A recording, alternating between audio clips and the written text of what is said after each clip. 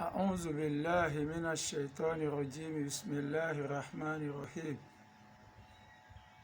الحمد لله رب العالمين والعاقبة للمتقين ولا عدوان إلا على الظالمين والصلاة والسلام على رسول الله.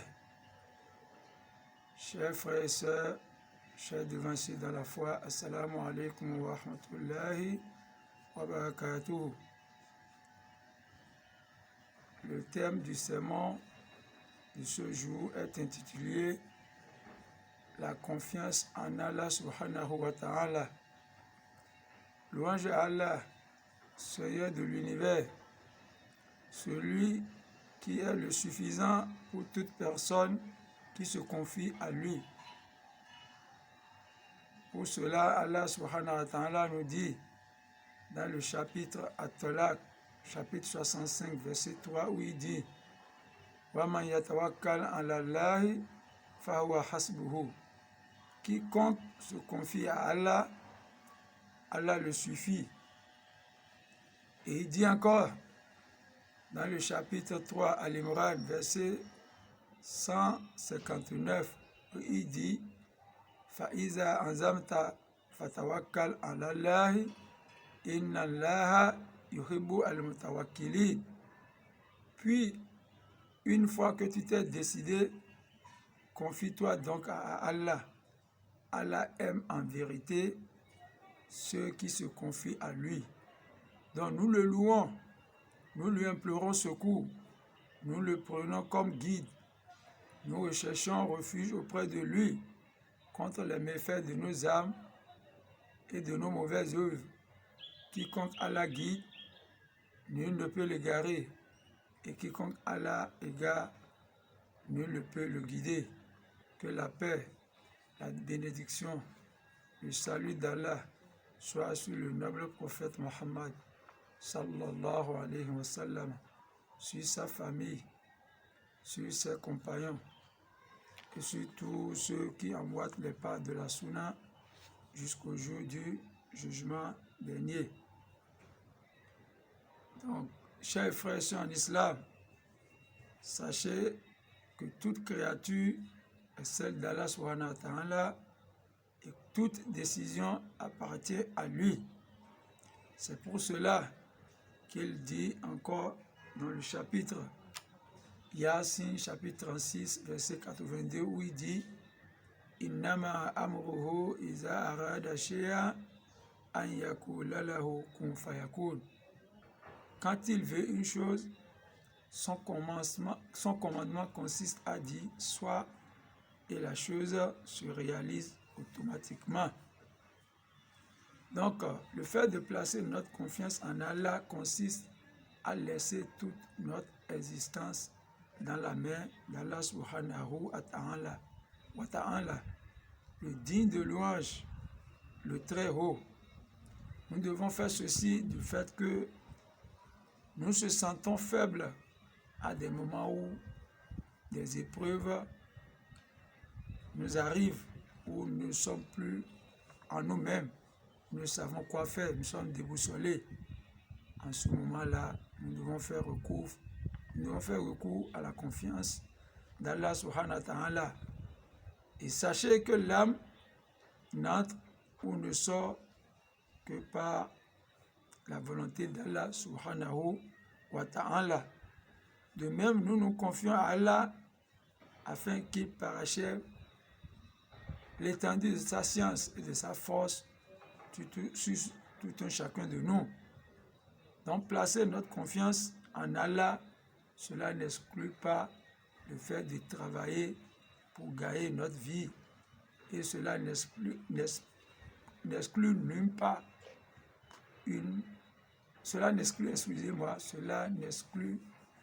non plus le fait de saisir l'opportunité qui s'offre à nous pour que nous puissions avoir de la réussite ou le bonheur dans notre vie.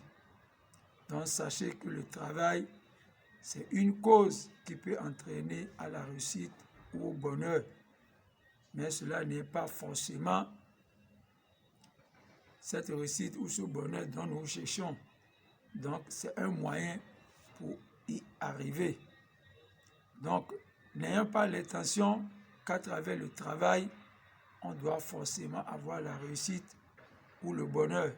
Seulement qu'il faut travailler et mettre le reste dans la main d'Allah subhanahu wa ta'ala, le planificateur par excellence. Donc la confiance en Allah dont nous sommes en train de dire, il y a un hadith qui nous parle d'un homme arabe qui est venu voir le prophète Mohammed sallallahu alayhi wa sallam. Et le prophète lui demande, as-tu marché ou bien tu es en monture? Et le monsieur répondit qu'il est arrivé avec une monture. Et le prophète a demandé, où tu l'as laissé? Et il dit qu'il l'a laissé derrière cette monture que voici. Et le prophète lui pose la question de savoir, l'as-tu attaché? Et le monsieur dit non. Et le prophète lui conseilla d'aller attacher d'abord cette monture et de mettre finalement cette dernière dans la main d'Allah subhanahu wa ta'ala. Donc, sachez que plusieurs moyens nous permettent d'avoir la confiance en Allah dans plusieurs domaines.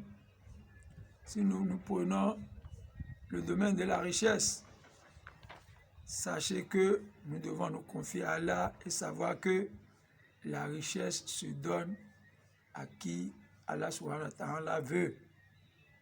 Donc, nous devons avoir ça dans notre subconscient, que c'est Allah qui distribue la richesse à qui il veut. Deuxième moyen pour placer notre confiance en Allah, il faudrait que nous sachions que notre durée de vie sur terre est quelque chose qu'Allah a déjà programmé depuis le ventre de notre maman au moment où nous avons 4 mois d'existence. Et il y a un hadith qui confirme ceci, où le prophète Mohammed sallallahu alayhi wa sallam a dit que la création de l'être humain a connu des étapes successives. D'abord, une première 40 jours où nous sommes comme une goutte de sperme. Deuxième 40 jours où nous sommes comme un caillot de sang. Et troisième 40 jours où nous sommes comme un morceau de chair. Et c'est après ceci que les différents organes membres se mettent en place. Et c'est après ce troisième 40 jours qu'Allah envoie l'ange pour nous insuffler l'âme de vie, où Allah demande à ce qu'on nous écrive 4 choses. La première, c'est le travail que nous ferons dans ce bas monde pour gagner notre vie. Deuxième chose qu'on va nous écrire, c'est notre subsistance, ce que nous allons manger durant toute notre vie sur terre. Troisième chose qu'on va nous inscrire, c'est notre durée de vie. Elle sera courte ou longue. C'est depuis le ventre de notre maman, quand nous avons déjà 40 jours, que ceci sera inscrit. Et quatrième chose, qui est la dernière, nous serons chanceux ou malchanceux. C'est depuis 4 mois dans le ventre de notre maman qu'on va nous inscrire cela. Donc, retenons que ce n'est pas dans ce bas monde que notre destin est écrit, si ce n'est que depuis que nous sommes dans le ventre de notre maman, 4 mois d'existence durant. Pour ce, l'être humain doit savoir qu'il ne doit pas s'empresser jusqu'à dépasser le destin qu'Allah subhanahu wa ta'ala lui a déjà inscrit. Et le musulman doit avoir la certitude que rien ne peut s'augmenter ou diminuer dans la durée de vie qu'Allah lui a inscrit. Si par malchance, il a un antécédent avec quelqu'un et que c'est suite à cela qu'il décède, sachez que c'est une pure coïncidence et que son ennemi n'a servi de mauvaise cause seulement pour sa mort. Donc pas de diminution ni d'augmentation à ce qui nous est déjà prédestiné. Et ceci est un hadith où Allah subhanahu wa ta'ala a dit: Ya ayyuhan nas taqullaha wajmalu fi talab. Ô gens, craignez Allah et passez par la bonne voie pour votre demande, car aucune âme ne va décéder que suite à l'épuisement de ce qu'Allah lui a inscrit comme subsistance. Si cette dernière n'est pas encore finie, l'âme ne va pas être arrachée. Et même si cette subsistance est très éloignée de la personne, Allah subhanahu wa ta'ala sait comment lui rapprocher cela. Et le jour où cette substance finira, l'âme quittera le corps. Donc craignons Allah et passons par les moyens ou voies licites en matière de demande à l'endroit d'Allah subhanahu wa ta'ala. Saisissons donc ce qui nous est licite et éloignons-nous de l'illicite ou des interdits. Il y a d'autres moyens de placer notre confiance en Allah. C'est le moment où nous sommes face à des épreuves, à des tentations ou autres situations embarrassantes, où il est recommandé de placer notre confiance en Allah subhanahu wa ta'ala. Il est même dit dans un hadith qudsi où Allah parle en ces termes: Ya malik al-mulk, qabbalta waladi Adam, qabbalta kurrata aynihi, wa samaratuhu fuadihi, yakul, naam, qabbaltu. فماذا قال؟ قال الملك الموت يقول حمدك واسترجع إلى قولك إنا لله وإنا إليه راجعون.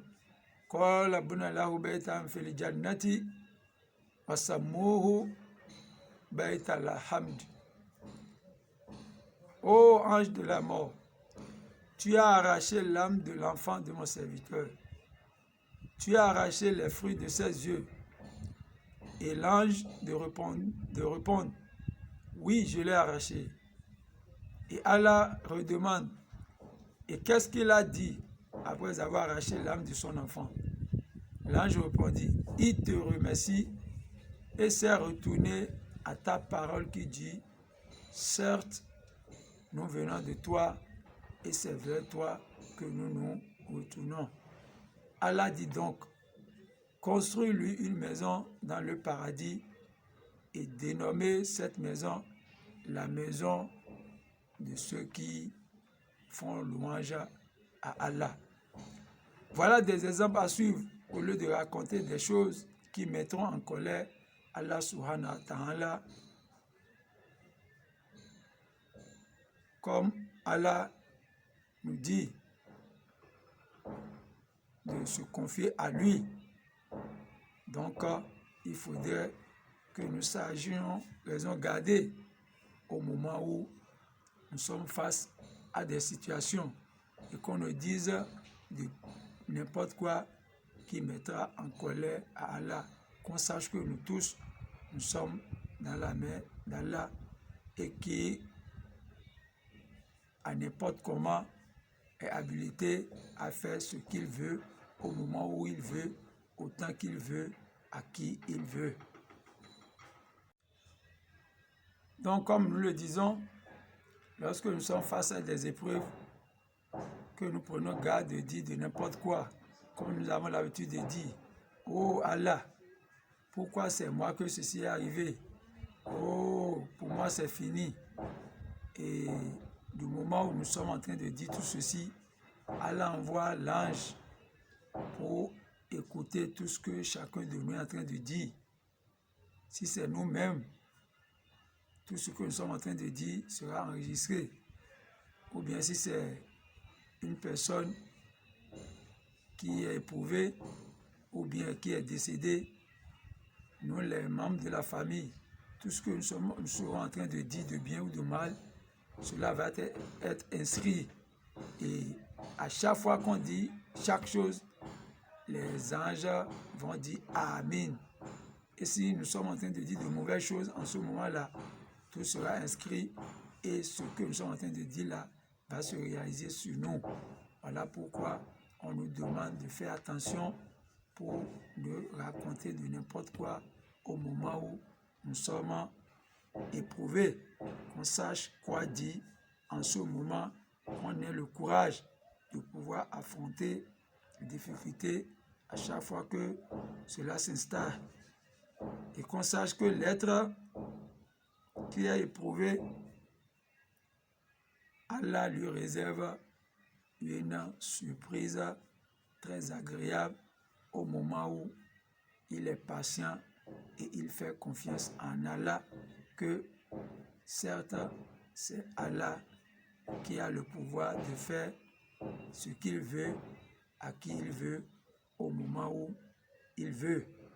Et voilà un hadith où on dit Auf ibn Malik, qu'Allah, l'agré de la tribu Ashjaïi, qui vient voir le prophète Mohammed sallallahu alayhi wa sallam, en lui disant ceci: les ennemis ont pris mon enfant en esclave, loin d'ici.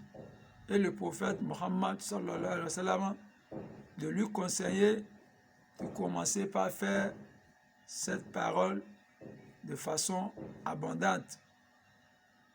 La hawla wa la quwwata illa billah, qui se traduit par il y a de force ni de puissance excepté Allah. Et ce monsieur a respecté ce que le prophète a dit et il fait cette parole sans cesse, au point où ceux qui ont arraché ses enfants sont insouciants et ils ont abandonné l'enfant là où on l'a mis, au point où l'enfant s'est évadé finalement. Et au point où l'enfant s'est évadé, il a rencontré un troupeau de bêtes où il n'y a aucun berger qui est en train de les suivre. Et l'enfant s'est mis automatiquement comme berger pour diriger ces troupeaux-là. Et quand il leur donne l'ordre de passer quelque part, il respecte ses ordres. Donc, ceci confirme ce qu'Allah dit dans le chapitre 65, versets 2 à 3, où Allah dit وَمَنْ يَتَّقِ اللَّهَ يَجْعَلْ لَهُ مَخْرَجًا وَيَرْزُقْهُ مِنْ حَيْثُ لَا يَحْتَسِبُ, qui veut dire, et quiconque craint Allah, il lui donnera une issue favorable et lui accordera ses biens par des moyens sur lesquels il ne comptait pas. De même, Allah poursuit encore et dit dans le même chapitre وَمَنْ يَتَوَكَّلْ عَلَى اللَّهِ فَهُوَ حَسْبُهُ إِنَّ اللَّهَ بَالِغُ أَمْرِهِ قَدْ جَعَلَ اللَّهَ لِكُلِّ شَيْءٍ قَدْرًا. Et quiconque place sa confiance en Allah, il lui suffit. Allah atteint ce qu'il se propose et Allah a assigné une mesure pour toute chose. Pour cela, il est impérieux que le serviteur d'Allah demande à Allah subhanahu wa ta'ala de le pourvoir en lui permettant de se confier à lui, car le prophète Mohammed sallallahu alayhi wa sallam a dit dans ses invocations: Allahumma inna nasaluka sidqa tawakkul alayk. Oh Allah, je te demande une confiance authentique ou fiable. De même, le prophète sallallahu alayhi wa sallam demande encore: oh Allah, inscris-moi parmi ceux qui font confiance à toi, Allah subhanahu wa ta'ala, et tu vas lui suffire. Pour cela, il est indispensable aux serviteurs d'Allah d'avoir la certitude que tout ne sera pas rose de façon éternelle ou misérable. Donc, que ce soit l'aisance, la pauvreté, la maladie, cela arrivera pour un temps et que cela va se passer un jour. Donc, Allah aussi l'a déjà dit, Innama al-usri yusra. Certes, après la difficulté, il y a la facilité. Donc, en résumé, le sermon nous demande d'avoir confiance en Allah face à tout ce qui pourrait nous arriver et de savoir que nous tous sommes dans la main d'Allah subhanahu wa ta'ala et qu'il a la possibilité, la capacité de faire sur nous ce qu'il veut, au moment qu'il veut, en temps qu'il veut. Qu'Allah nous assiste et qui nous accorde le pouvoir, la capacité de pouvoir placer notre confiance en lui à n'importe quel moment de notre vie. Espérons vous rencontrer une autre prochaine fois. D'abord, je demande à ce que vous vous abonnez à notre chaîne pour ne plus rater une de nos vidéos que nous allons mettre sur YouTube. Wassalamu alaikum wa rahmatullahi wa barakatuh. Vous avez devant vous votre frère Ibrahim Mukaram Tidjani. Assalamu alaikum wa rahmatullahi wa barakatuh.